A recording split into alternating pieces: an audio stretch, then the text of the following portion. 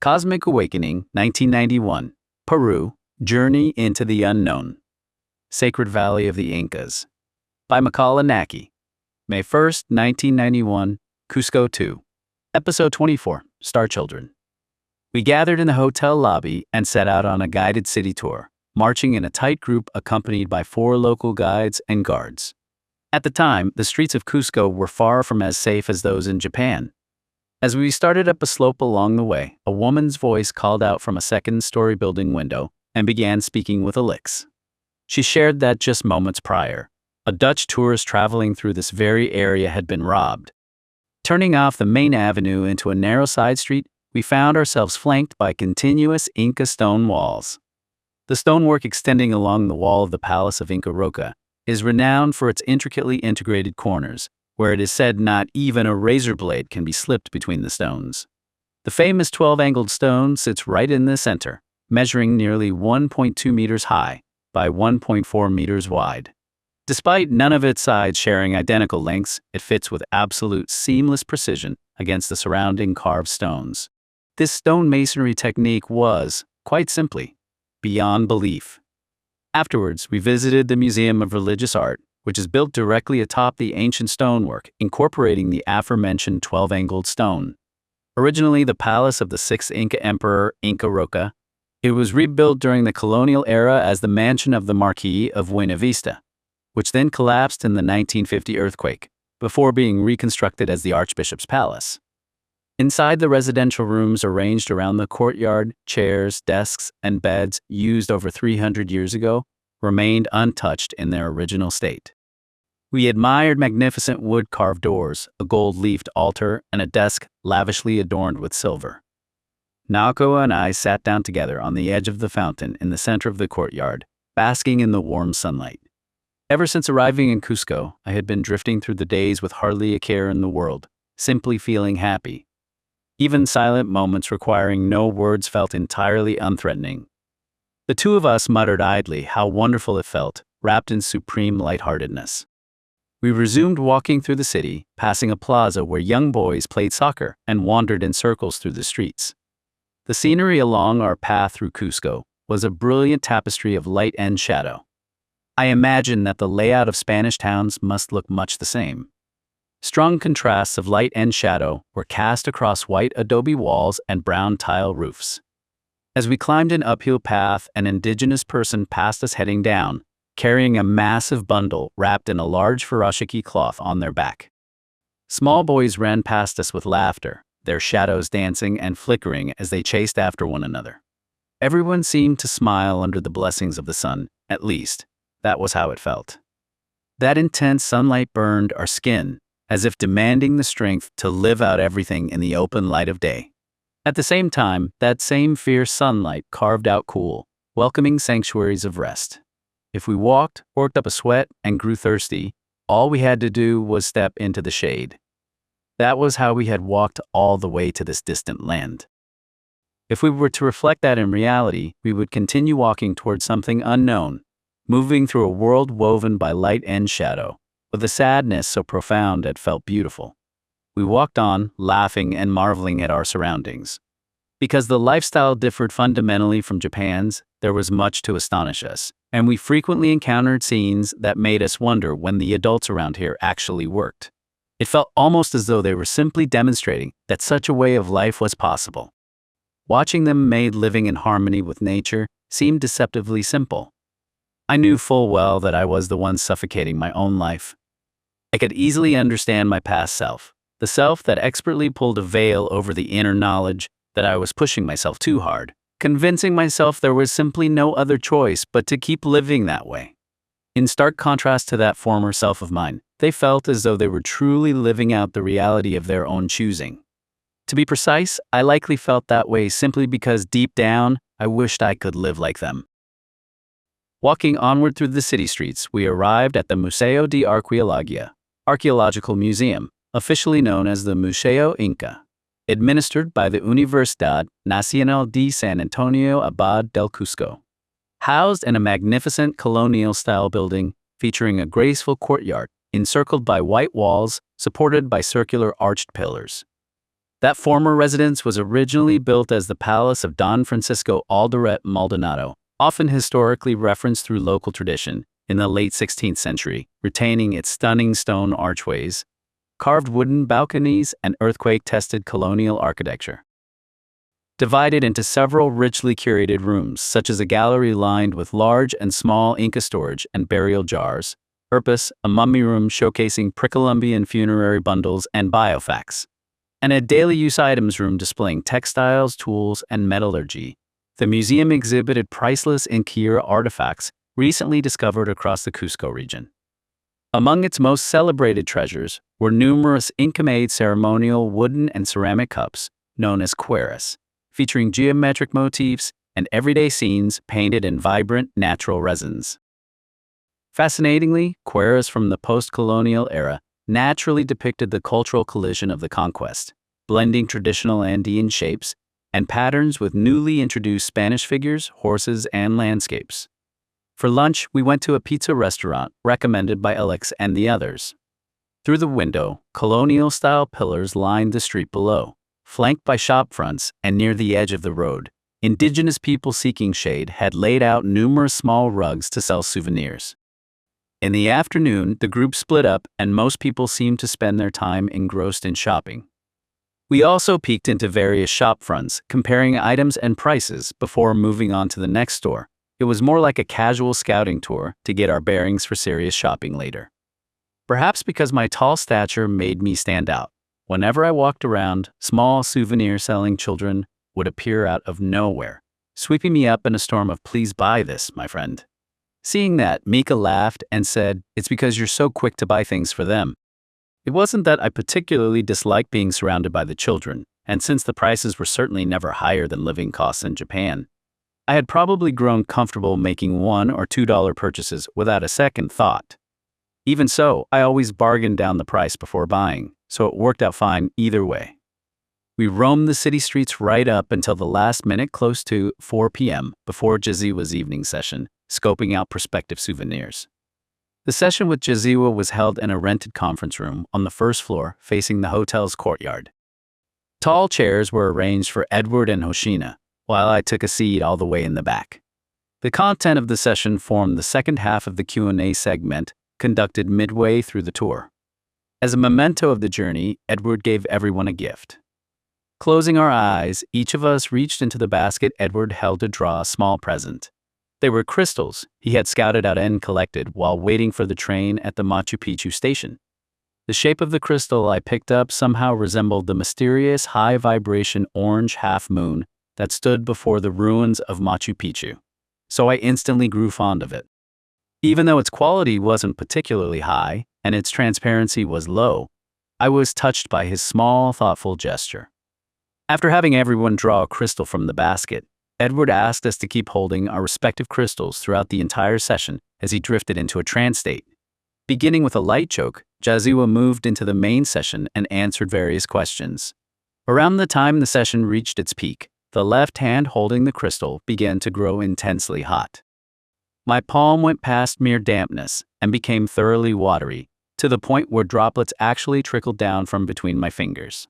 By the time the session ended and I continued holding the crystal faces, which had started out mostly cloudy white, had completely lost their initial appearance, with over 2/3 of them transforming into a transparent state. Many people experienced the exact same thing. From that day on, that little crystal became my treasured possession. As the journey neared its end, a question had constantly lingered in my mind. Why on earth did I end up seeing UFOs so often? By the halfway point, looking up at the night sky made it immediately obvious where they were. Even that felt entirely natural, devoid of any strangeness. Compared to my life in Japan prior to the trip, it was an entirely non-standard, extraordinary, and ungrounded reality. While feeling a lingering sense that I had completely stepped outside the boundaries of ordinary reality, I also began to feel as though this new reality was the authentic one. Before coming to Peru, I had never seen a UFO, and as a child, I was once so terrified of looking at the night sky that even glancing up at the moon frightened me. Now, not a single day passed without me looking up into the night sky. and I would search for UFOs in that vast, star-studded expanse containing myriads of stars, hunting for them as if I myself had come from the cosmos where they resided. During the session, Ja-Zeawa spoke about that very sensation to us, including people like me who harbored those exact feelings.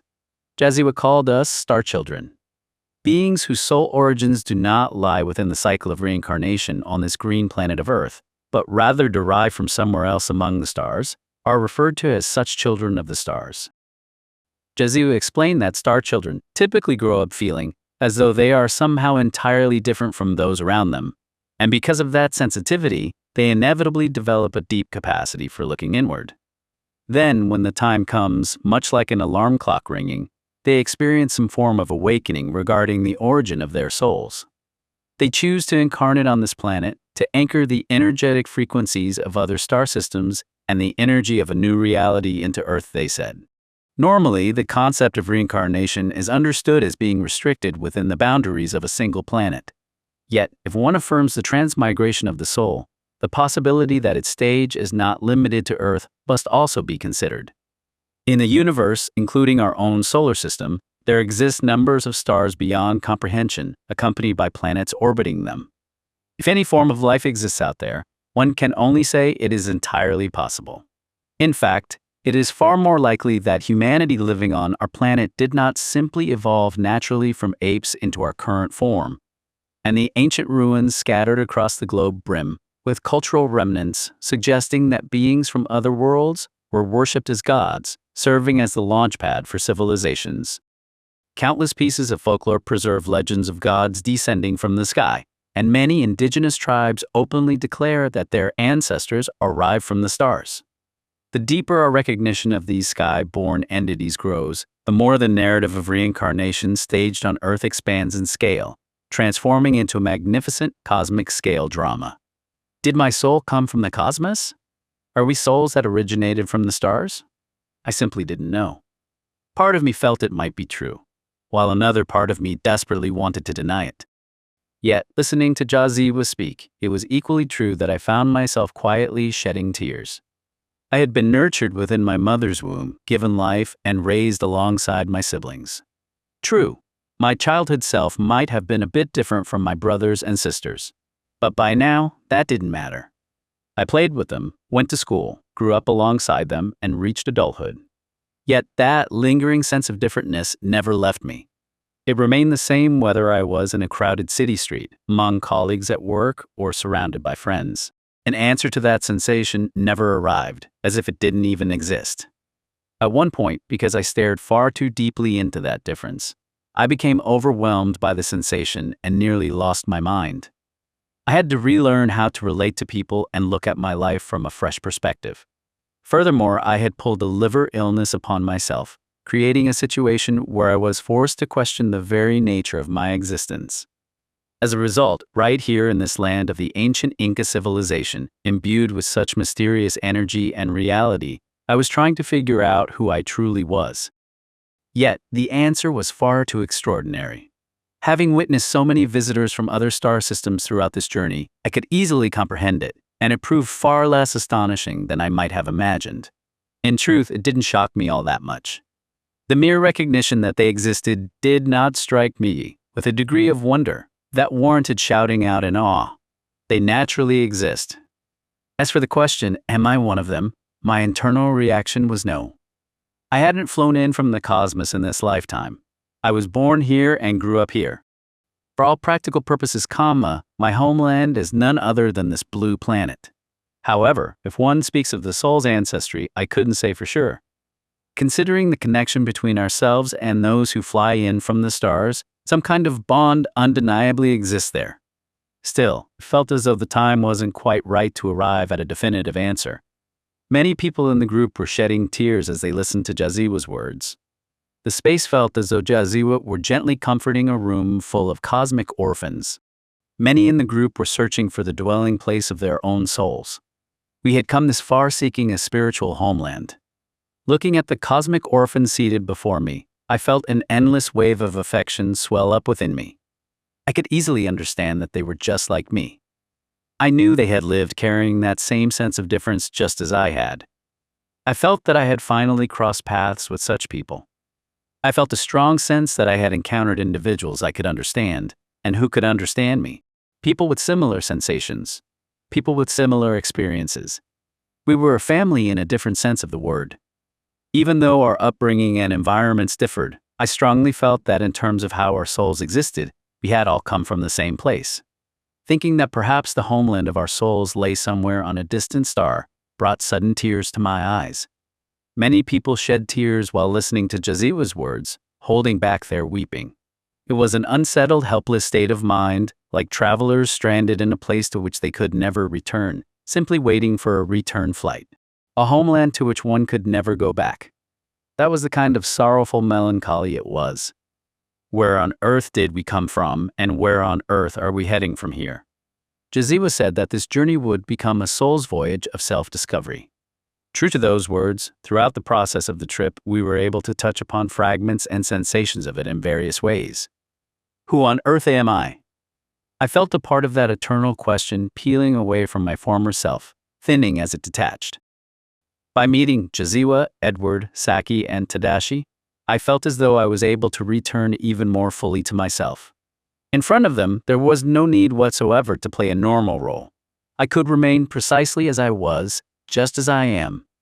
There was nothing to hide, and I could express things exactly as I felt them, exactly as I saw them. Within that kind of space, and among those new friends, I felt I could be released, even just a little, from the boxes I had built for myself, and become truly free. Looking back at myself before coming to this land, up until then in life, I might have been living while lying to myself. And through the various events experienced during the course of this miraculous journey in Peru and spending time with the people I met, I felt I could finally start liking myself more than ever before. A self that does not lie to herself. A self that doesn't need to act out a part. And a self that doesn't need to judge and pigeonhole someone or something.